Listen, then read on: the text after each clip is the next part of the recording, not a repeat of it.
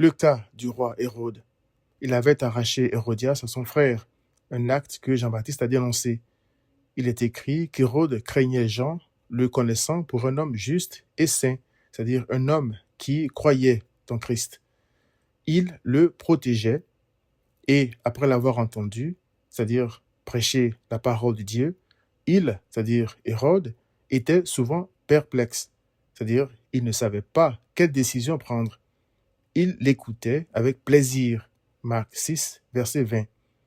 Hérodias symbolisait l'iniquité d'Hérode. Quand elle lui a demandé la tête de Jean-Baptiste à travers sa fille, il est écrit « Le roi fut attristé, mais à cause de ses serments et des convives, il ne voulut pas lui faire un refus.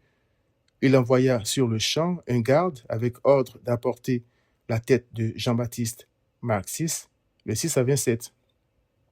Le roi Hérode a été incapable de briser son serment. Pourquoi? Parce que son honneur, son orgueil, son amour pour Hérodias, c'est-à-dire son péché, était plus fort que lui.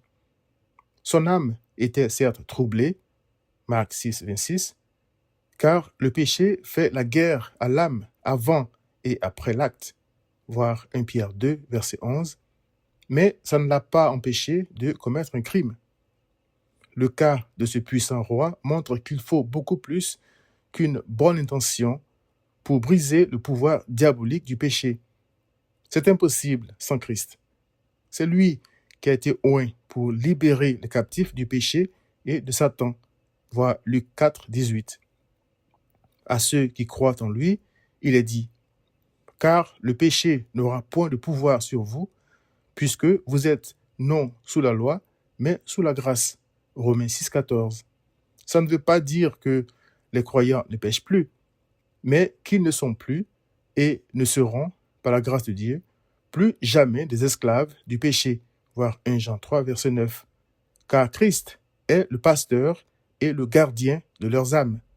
1 Pierre 2, 25. Gloire à Jésus-Christ.